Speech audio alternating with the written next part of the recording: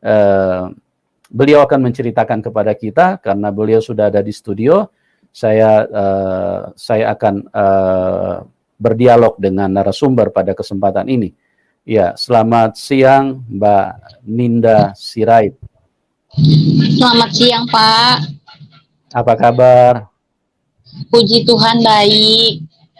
Ya, haleluya, puji Tuhan. Ya, terima kasih Mbak Ninda sudah hadir dan mau berbagi dengan kami. Sekaligus juga saya dengar tujuannya mau minta maaf nih sama umat Kristen yang istilahnya pernah dirugikan beberapa waktu yang lalu. Ya. Orang Kristen sudah memaafkan Mbak Ninda, tapi ya itu juga alangkah indahnya kalau seseorang itu sudah berjumpa dengan Tuhan yang benar, Tuhan yang baik. Karena apa? Karena semua yang salah, semua yang istilahnya yang tidak benar itu diakui, ya, tanpa diminta, tanpa disuruh atau tanpa di demo, dia akan mengatakan dengan sendirinya. Itulah ciri-cirinya orang yang berjumpa dengan Tuhan yang benar, ya, Tuhan yang membawa kita kepada keselamatan, Tuhan yang membawa kita kepada kebaikan, Tuhan yang menuntun kita kepada terang yang jelas. Jadi tidak ada kegelapan, tidak ada kemunafikan, ya. Karena kalau manusia tidak berjumpa dengan Tuhan yang benar, maka kemunafikan akan begitu kuat menyelimuti, ya. Pakai busana, baju dengan nilai-nilai ketuhanan, ya, dari atas kepala sampai ke kaki-kaki dibalut dengan baju putih, dibalut dengan kain putih, tapi hatinya kotor kayak iblis, ya, hatinya kotor kayak setan, ya. Itulah manusia yang tidak mengalami Tuhan, yang tidak berjumpa dengan Tuhan yang benar. Tetapi Mbak Ninda, ya, Kak Ninda Sirait, berjumpa Tuhan Yesus, dan beliau juga pada kesempatan ini juga akan menyampaikan permintaan maaf atas hal-hal yang pernah beliau lakukan dulu. Bagaimana orang-orang Kristen akhirnya di dalam menjalankan ibadah seringkali mengalami tekanan-tekanan yang sangat tidak enak. Oke, Mbak Ninda, sekali lagi terima kasih buat kebaikan hati Anda yang sudah hadir. Dan pada kesempatan ini mungkin Mbak Ninda bisa ceritakan dulu nih bagaimana latar belakang dulu di dalam keagamaan yang sebelumnya, di dalam iman yang sebelumnya. Silakan Mbak Ninda. Iya Pak, sebelumnya saya mau mengucapkan terima kasih karena sudah diundang untuk memberi kesaksian di YouTube channel Bapak. Terima kasih. Saya Ninda, saya orang Batak, ya. Saya orang Batak, tapi orang Batak itu nggak semuanya Kristen. Nah, orang Batak itu Islam juga ada. Ibu saya Boru Sitorus, dan ibu saya ini keturunan Islam dari dulu-dulunya. Kalau di orang Batak itu, nenek kakek itu panggilannya opung. Jadi saya, orang tua dari ibu saya ini semuanya Muslim, mereka haji. Tapi bapak saya Kristen. Nah, bapak saya mualaf, gitu. Jadi lahirlah saya setahun mereka menikah, lahirlah saya. Jadi dalam ajaran agama saya yang dulu, ajaran itu ya sebagaimana Muslim biasanya gitu ya Pak ya. Jadi di situ saya itu orangnya rajin ibadah, rajin puasa.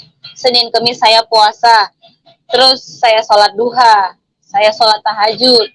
Tapi semakin dewasa, saya nggak merasakan apa-apa, Pak. Saya nggak merasakan ada ketenangan, ada kedamaian, nggak ada saya rasakan apa-apa. Yang saya lakukan ya cuma saya lakukan aja gitu. Saya lakukan ya sholat, ya puasa gitu, puasa Ramadan, puasa sunnah. Tapi lama kelamaan setelah saya merantau, saya lulus dari Batam, terus saya merantau ke Jakarta. Ceritanya saya mau cari kerja. Ternyata Tuhan berkata lain karena kejahatan saya gitu ya. Kejahatan saya di masa lalu. Jadi saya ini aktif di pengajian di Tangerang.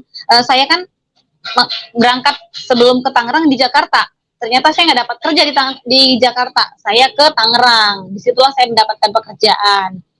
Nah, di Tangerang, Banten itu rata-rata orang Muslim semua. Nggak ada, apalagi yang di tempat kontrakan saya gitu. Nggak ada orang Kristen, satu orang pun nggak ada. Jangankan agama lain, agama Kristen pun nggak ada. Pokoknya cuma agama Islam aja. Nah, di situ agama Islam itu agama Islam yang kental di tempat kontrakan saya itu. Saya termasuk orang yang jahat, saya bilang. Kenapa saya bilang orang yang jahat? Jadi mungkin di sini saudara-saudaraku banyak yang pernah mendengar kebaktian hari Minggu, tepatnya waktu itu di Bandung.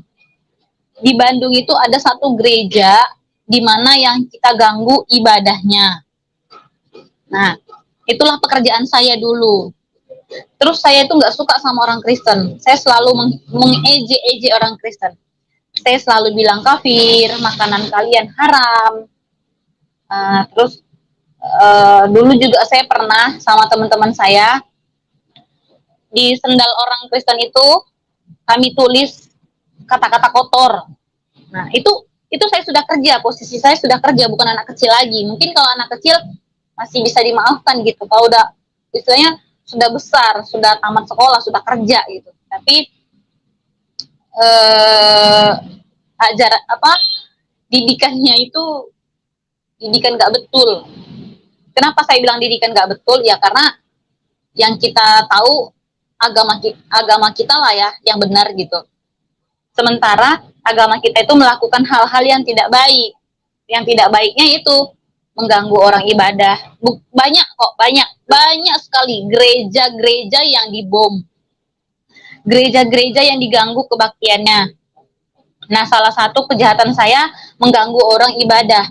Sampai mereka kebaktian di pinggir jalan pun suara speaker kami itu suara ngajinya itu kami keraskan, kami kencangkan supaya mengganggu orang Kristen ini ibadah. Ternyata saya lihat orang itu nggak ada yang terkecoh, nggak ada yang marah, pendetanya pun nggak marah. Nah, kok terus dalam hati nih, kok orang ini nggak ada yang marah, nggak ada yang bangkit gitu untuk melawan kami gitu kan. Kalau sempat mereka melawan kami ya habislah mereka gitu. Itulah merasa jagoan ini. Terus nggak ada mereka, kami kencengin suara mereka sampai di pinggir jalan raya itu mereka tetap kebaktian. Nah, disitulah mungkin Tuhan mencubit saya. Kenapa mencubit saya? Jadi sewaktu saya masih melakukan kejahatan itu, saya masih bahagia aja gitu. Bahagia melihat orang Kristen itu menderita. Menderita itu dalam arti, apa sih yang kalian kerjakan gitu. Kalau bisa kalian ikut kami. Ikut jaminannya surga. Jaminannya surga. Kalian cuma mengucapkan kalimat syahadat, dah masuk Islam. Dan kalian bisa, kalian terlahir seperti bayi kembali. Dan kalian jaminannya surga gitu. Ternyata itu semua nggak tahu lah ya, saya nggak damai aja gitu. Walaupun saya sholat setiap waktu gitu, saya kerja nggak kelihatan rambut. Saya pakai jilbab, saya pakai kerudung, bajunya syar'i, istilahnya yang panjang kurang panjang gitu. Tapi baju saya seperti itu, perbuatan saya nggak mulia. Harusnya orang yang berbaju-baju panjang kurang panjang yang terseret-seret itu harusnya sudah baik gitu ya, sudah baik. Ternyata enggak. Nah, karena saya ceritakan ini adalah pengalaman saya, inilah saya gitu. Jadi kok merasa nggak nyaman dengan hati saya, padahal saya rajin puasa, saya rajin sholat, tapi nggak tahu apa itu artinya. Kosong, sepi gitu.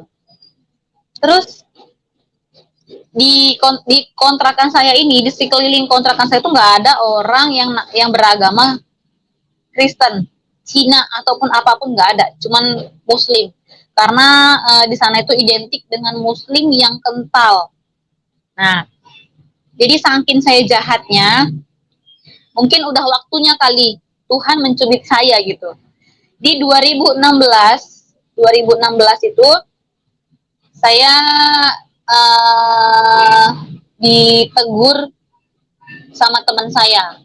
Teman saya ini bukan satu kerja, bukan deket kontrakan gitu ya. Dia di lain arah. Nah, dia orang Kristen, namanya Maria. Terus dia bilang seperti ini, aku cerita sama dia, orang Kristen itu makan babi ya? Iya, kata dia. Dia nggak jawab dengan marah. Coba kalau orang Muslim ditoel sedikit sama orang Kristen, udah langsung ditonjok, udah langsung dihajar gitu kan. Terus saya selalu ejek si Maria ini, tapi si Maria nggak pernah balas gitu. Akhirnya saya cari tahu, kenapa ini orang-orang ini selalu kami jahatin, tapi nggak pernah ada respon untuk kembali menggontok kami gitu. Sementara kami ini kasar. Ternyata dia setelah pembicaraan kami singkat gitu sama si Maria ini, cuman berarti dalam buat saya. 2016 ada lagu rohani yang saya dengar. Lagu rohani ini, hidup ini adalah kesempatan. Nah, itulah pertama kali berawal saya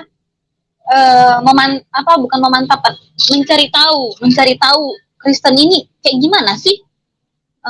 Kenapa cuma mendengarkan lagunya aja damai gitu? Padahal belum mengikutin, cuma mendengarkan lagunya aja.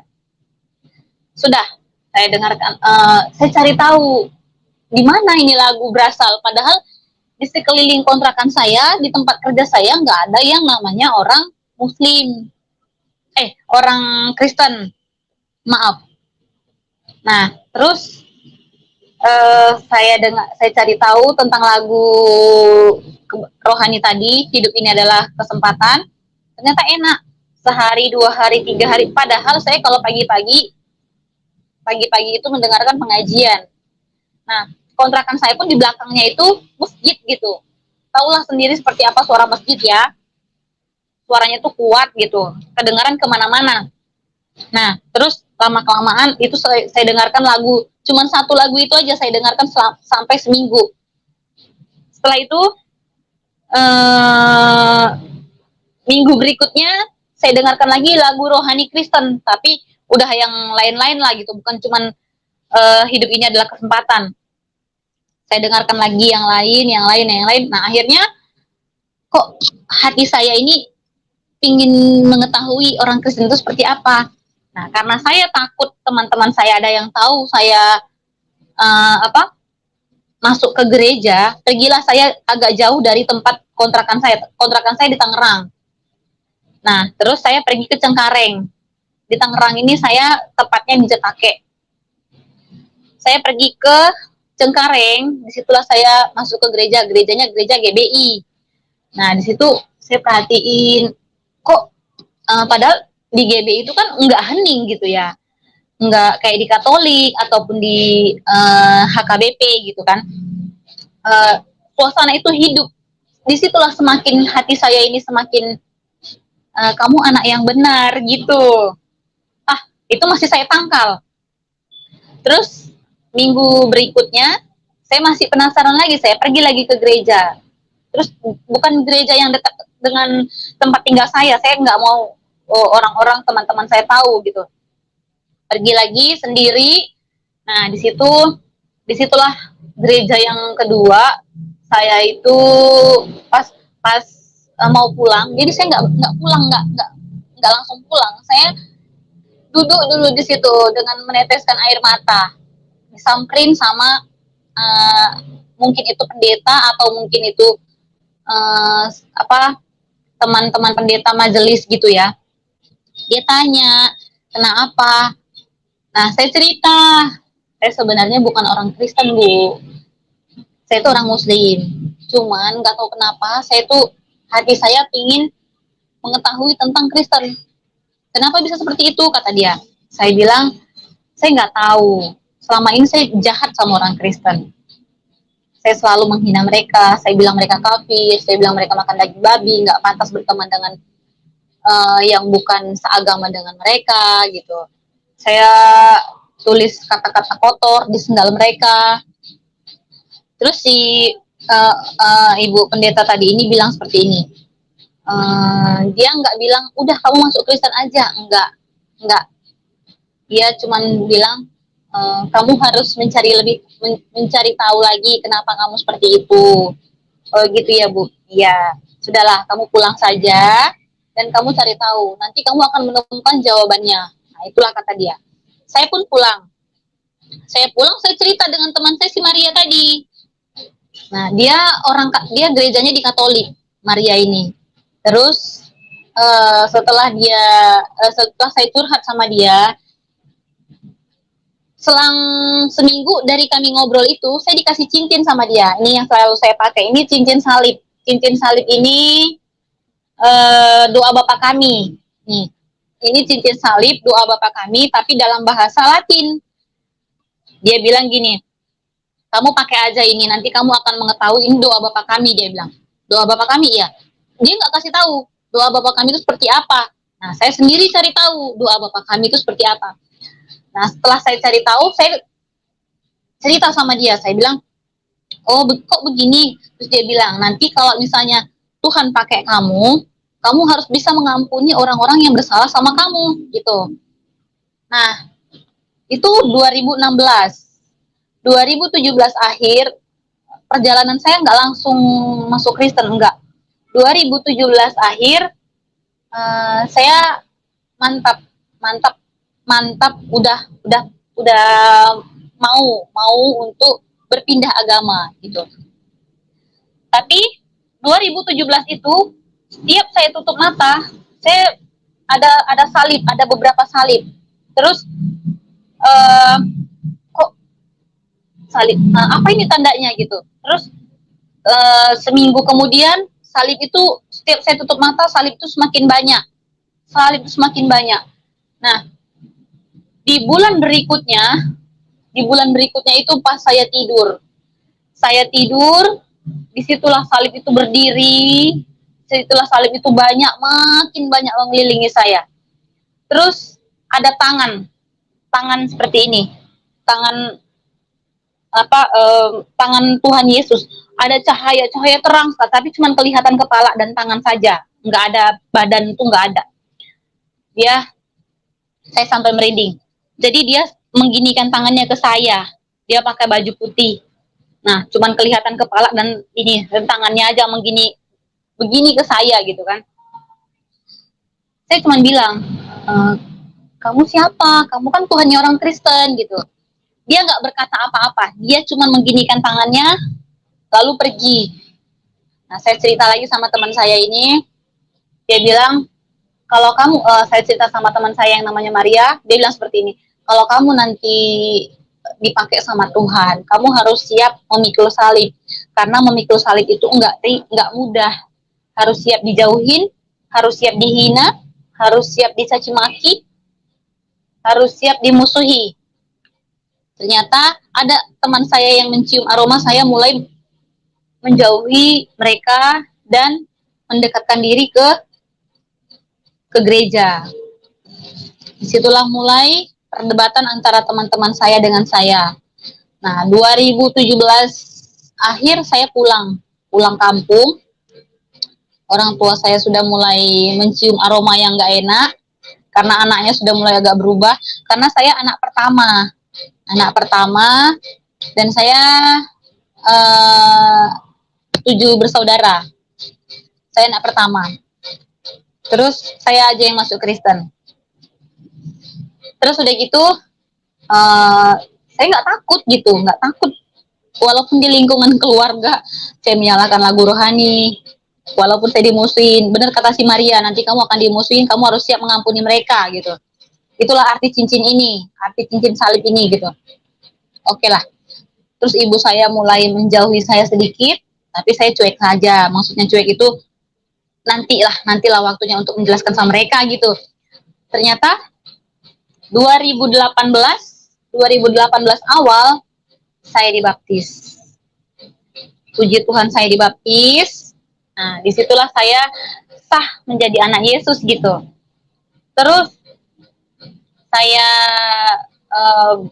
belum memberitahu ke orang tua, tapi saya sudah mulai gereja-gereja. Sudah mulai ke gereja, saya pergi ke Pekanbaru. Ke gerejanya di Pekanbaru, di Jambi. Terus saya pulang ke Batam gitu kan. Perjalanan ini memang panjang dan pahit. Nah, setelah saya pulang lagi ke Tangerang, nah disitulah saya memantapkan udah paten kali nih jadi orang Kristen, jadi anak Yesus gitu. Nah, orang tua saya memusuhi saya sampai sekarang. Di situ di TikTok saya ada Ninda Glass Beauty, Ninda Sirait itu. Di situ saya ceritakan semua perjalanan hidup saya sampai orang tua saya sampai sekarang pun membenci saya.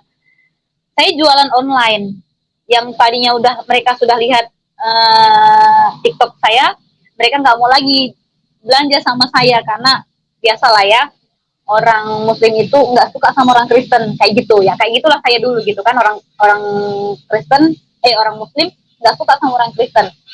Nah, apalagi orangnya sudah murtad.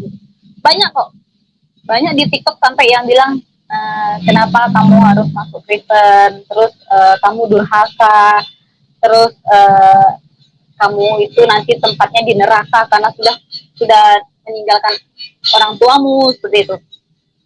Terus ada lagi yang bilang memang Muslim dulunya, coba kamu baca surat Al-Fatihah gitu kan, surat Anas. Bukan saya tidak bisa, tapi saya tidak mau. Itu sudah saya tutup, itu masa lalu buat saya. Saya sudah punya komitmen untuk tidak mengungkit dan tidak membuka kembali masa lalu yang sudah saya kubur. Karena masa lalu saya itu jahatnya saya mengganggu orang-orang Kristen yang mau ibadah. Disitulah. Nah, setelah saya mantap untuk menjadi orang Kristen, orang-orang pun menjauhi saya. Teman-teman saya nggak ada yang lagi mau berteman sama saya. Terus lingkungan kontrakan saya disuruh pergi. Nah, karena mereka sudah mencium aroma. Saya pun melepas kerudung gitu. Saya melepas kerudung, orang-orang pun tahu kalau saya sudah tidak Muslim lagi. Nah, betul kata si Maria, kamu harus mengampuni mereka karena kamu bakalan dihujat, kamu bakalan dibenci, kamu bakalan dijauhi. Nah, itu sudah terjadi sama saya. Tapi ya, karena saya sudah paten untuk menjadi anak Yesus gitu kan. Saya jalanin walaupun mereka benci sama saya, walaupun mereka memusuhi saya, walaupun mereka meludahi saya. Karena memikul salib itu enggak mudah. Yesus aja disalib, dipaku demi menebus dosa umat manusia gitu kan. Disitulah yang membuat hati saya ini merinding itu kenapa? Saya bersalah sekali. Saya bersalah sudah menyakiti orang-orang Kristen, sudah menghina orang-orang Kristen dulu. Ternyata di situ saya tahu orang Kristen itu tidak mau membalas kejelekan dengan kejelekan, hinaan dengan hinaan. Ternyata Kristen itu toleransinya tinggi dan kasihnya pun sama seperti Yesus. Nah, terus ada lagi lagu kasih, kan katanya kasihilah musuhmu. Tapi kalau di Muslim, siapapun yang menghina agamamu bunuh gitu. Tapi kalau di Kristen, siapapun yang menyakiti kamu doakan dia agar dia tidak berbuat jahat lagi gitu. Nah, disitulah saya merasakan hati saya tentram, hati saya damai. Saya tuh berasa walaupun saya punya banyak masalah, saya nggak sendiri, saya nggak kosong karena hidup bersama Yesus ada kepastian. Nah, disitulah itulah kesaksian saya, jalan hidup saya.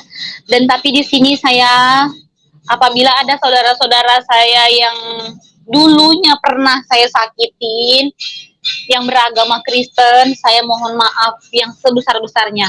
Tolong maafin saya dan teman-teman saya dulu yang menyakitin kalian semua, yang mengganggu kebaktian, yang menghina agama Kristen, menghina kalian siapapun. Tolong maafin kami. Saya Ninda Sirait. Saya minta maaf. Saya mewakili teman-teman saya. Tolong terima maaf kami. Terima maaf kami karena kami hanya manusia biasa. Saya tahu perbuatan saya salah, perbuatan saya sangat salah, sangat hina. Tapi tolong dimaafkan. Semoga umat-umat muslim yang lainnya tidak ada yang berbuat jahat lagi. Tidak ada yang menghina orang-orang Kristen lagi. Ya, itulah kesaksian saya, itulah perjalanan hidup saya. Sampai sekarang saya cinta Yesus. Saya anak Yesus. Haleluya, haleluya. Luar biasa ya, Mbak Ninda mengalami kasih Tuhan yang sempurna sehingga benar-benar Tuhan Yesus itu adalah Tuhan yang nyata, sehingga kehidupan yang sesungguhnya itu ditransformasikan di dalam kehidupan seorang Kaninda Sirait. Dari yang tadinya hidup di dalam ketidakbenaran, suka menghina orang lain, kepercayaan orang lain, suka mengganggu, melakukan tindakan-tindakan yang merugikan orang lain. Pada waktu kehidupan Tuhan Yesus Kristus masuk dan menyentuh seorang Kaninda Sirait, maka dia berubah. Itulah yang kita perlukan.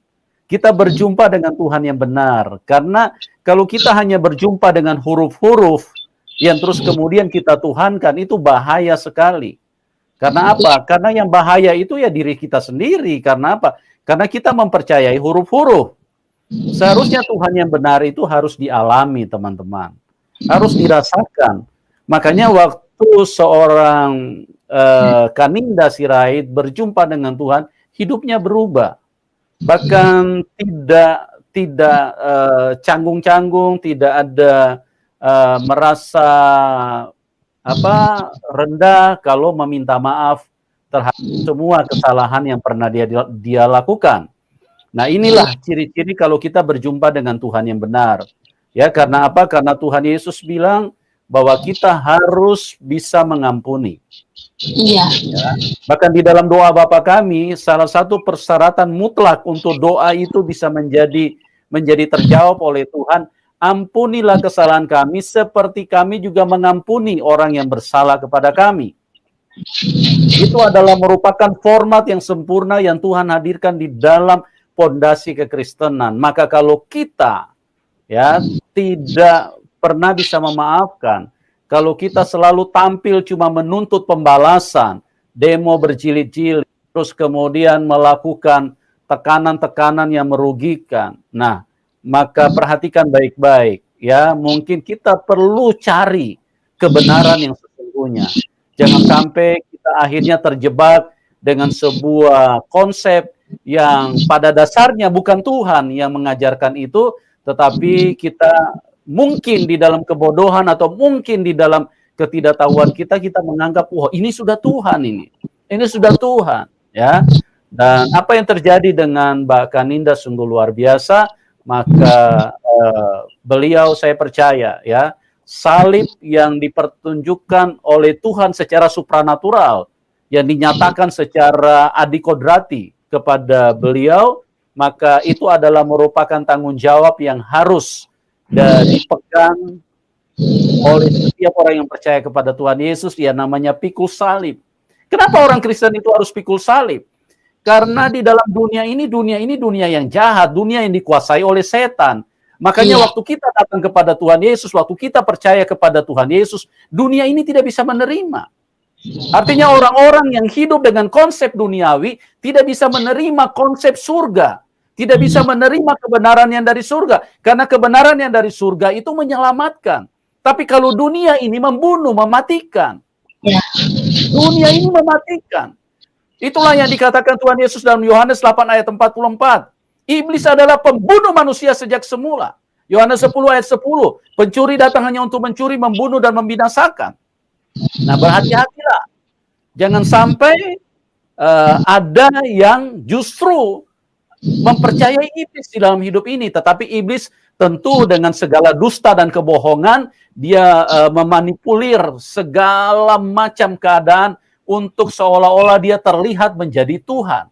Nah, ciri-cirinya bagaimana orang dikuasai iblis adalah gampang emosi, sumbu pendek, dikit-dikit menyala dia, dikit-dikit dia terbakar, dikit-dikit pokoknya balas, habis Iya. dia. Nah, Iya.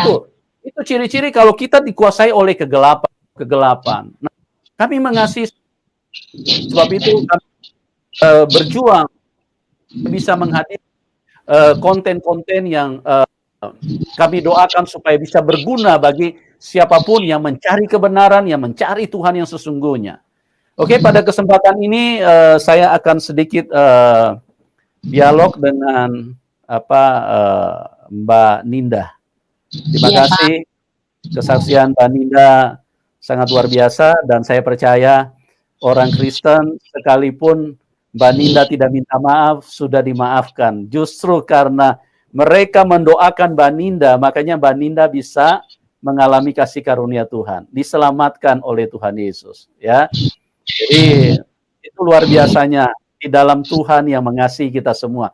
Tuhan Yesus cinta segala bangsa, Dia cinta semua masyarakat, Dia cinta semua suku, Dia cinta semua warna kulit, mau putih, mau hitam, mau abu-abu, Dia cinta semua, mau tinggi, mau pendek, mau gemuk, mau kurus, mau dompet tebal, dompet tipis, dompet kosong, semua Dia cinta.